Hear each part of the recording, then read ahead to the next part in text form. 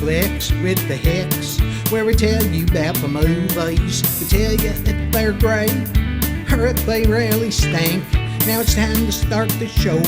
Yeah, now it's time to go. Guess what? It's Flix with the Hicks.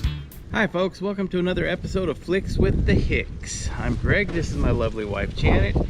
Each week we select two films that we watched that week to review. We always pick the best movie and the worst movie that we saw that week. And this week, my lovely wife got to pick the worst movie. You want to tell us what movie that is, Janet? Oh my gosh, you guys.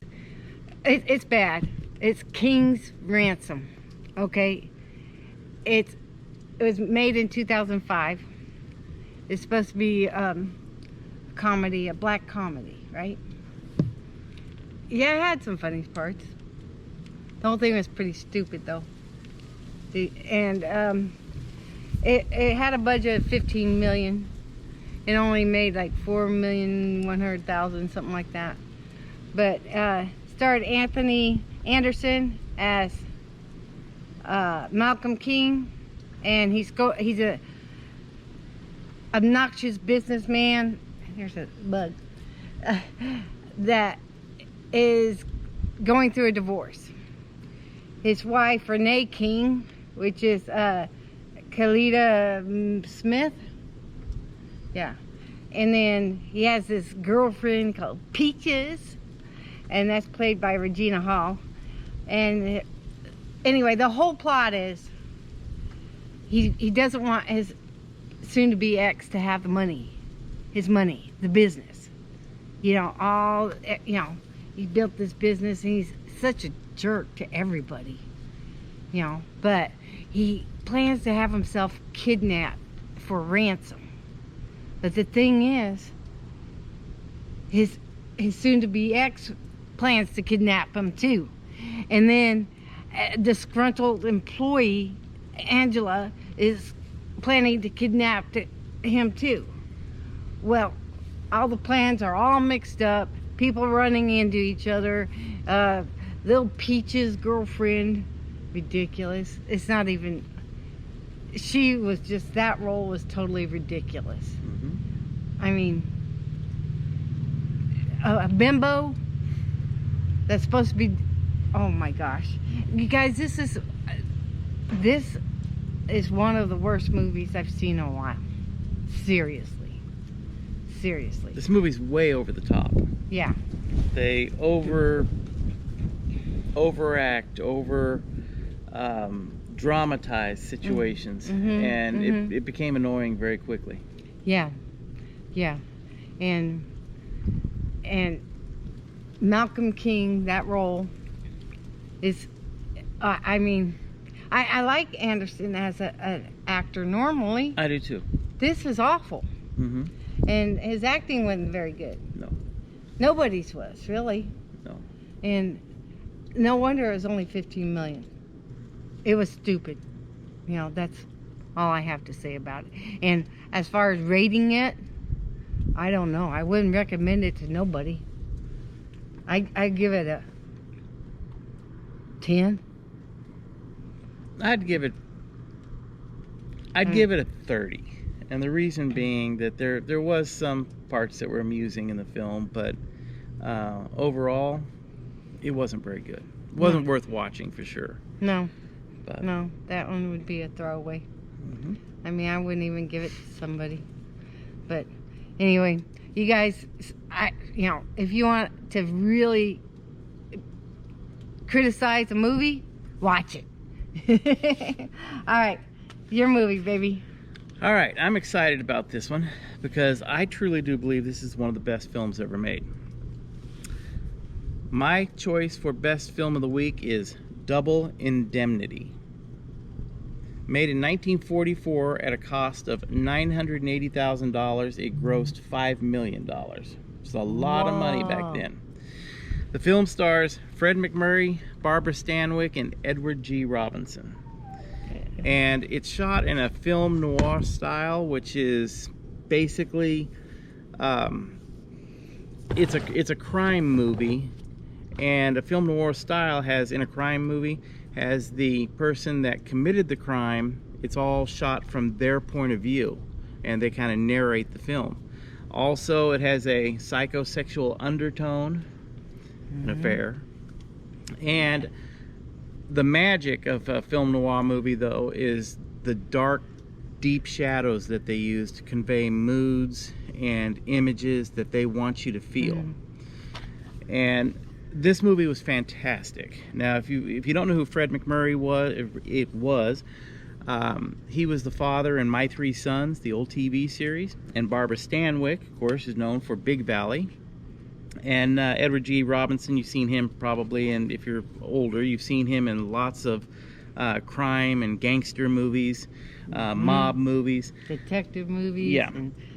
But Fred McMurray plays an insurance agent, and he is trying to sell a new policy to Barbara Stanwyck's husband. When he goes to her house, he's not there, so he meets with Barbara Stanwyck to begin with. He finds her incredibly beautiful, and they end up having an affair. And Barbara Stanwyck is having marriage problems to begin with, and she comes to Fred McMurray with the idea of killing her husband for insurance. Fred McMurray kind of devises a plan where he proposes an insurance policy that has a double indemnity clause. Now, a double indemnity clause is basically if somebody dies in a very unusual way or a certain way, the insurance policy will pay double. And so now Fred McMurray and Barbara Stanwyck is hooked in this crime plot against her husband, and Edward G. Robinson plays the insurance adjuster, and he gets involved in this also because he's trying to find out what really happened to this Barbara Stanwyck's husband, because he's trying to save the insurance money and not have to pay that double indemnity clause. And the film is fantastic. It is. The acting is wonderful in this film. The way the film was shot is incredible. The way they use the dark, deep shadows and bright lights in places. It's a very claustrophobic feeling movie. And with it being a crime movie told from the position of the person that committed the crime, it's almost like the walls are closing in on him, on the whole movie. And it's really, really a good film. I wish there was more film noir movies out there because I really like that style. It's so unique. Yeah, it took me a couple times to watch this to really to get into it and to really listen to the story, and it grabbed me. It did grab me. You know, first time I think I was too busy doing stuff and whatever, and I didn't even really pay attention, and I really paid attention, and I really got into it. It was awesome. And you know, the point of view from the insurance agent and all that, it's just a different movie, and it's so unique and intriguing. Well, one of the things that I really liked about it too is when I think of Fred McMurray, I think of the father on My Three Sons. You know, the good guy that wouldn't do anything wrong, and this was just a totally different role than I've seen him in anything before. And oh, by the way, it was directed by Billy Wilder, one of the greatest directors of all time. But Fred McMurray, he made his character come alive. He really did. Yeah. And this film, American Film Institute rated this film number 38 on the top 100 films of all time. I think it should be higher than that. Really? I really do. I really do. I mean, I could watch this film over and over again, and every time I would watch it, or will watch it, I'm sure I'll find something new that they put in this film. And it was just a really wonderful film. And for youngsters out there, people 30 and younger, kids, I can understand how it may be difficult for you guys to watch a film that's shot in black and white that's an older film. But if you like Quentin Tarantino, you will really enjoy this film, because this is shot in a Quentin Tarantino style. Do you think so? I think so. You think And so? But not all the gore. Right. It's more. It's a mental. Exactly. It's mental. It's mind games that Yeah. you know, you end up rooting for some of the people that are not good people in this film. Yeah. And it was just shot in such a good way. But I would definitely rate this. I would say this is in my top 10 films of all time. Yeah. It was that good. It was good. Yeah. Walter was the character name. Walter Neff. Yeah. Walter. Yes. He is good. And I enjoyed it. And, you know, for, you know, the budget back then, you know, that's quite a bit of money back then. oh yeah, it is. But to come out and make millions, that's awesome. And I like the way they really developed the character of Walter, of Walter and of Barbara Stanwyck. Throughout the entire film, you learn a little bit more and more about them. What led them to this? What caused the two of them to have this, what do you call it, foundation together to do something like what they were talking about doing. So, really a good film, though. If you get an opportunity, I'm telling you guys, you'll enjoy it. So, anyhow, I would give Double Indemnity 1 to 100. I'd give it a 97. Really? I was thinking like 93. You know, you really have to sit and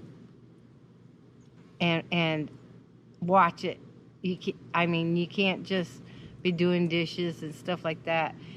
You don't get into the characters unless you really pay attention. Yeah. And get the whole storyline. It's good though. It's good. I enjoyed it. Wonderful film. Go check it out. I don't know if it's on Netflix or where you may find it other than a DVD, but fantastic film. If you like movies, you will love this film. Stream it. So, yeah. Yeah, stream it. So, anyhow, anything else you want to say, Miss Jen? You guys, thanks for watching. And, you know, if you got a chance to sit down with your family and watch a movie, do it. I mean, you know, get away from the rest of the world for a while. All right. Thanks for watching, y'all. Take it easy. Bye-bye.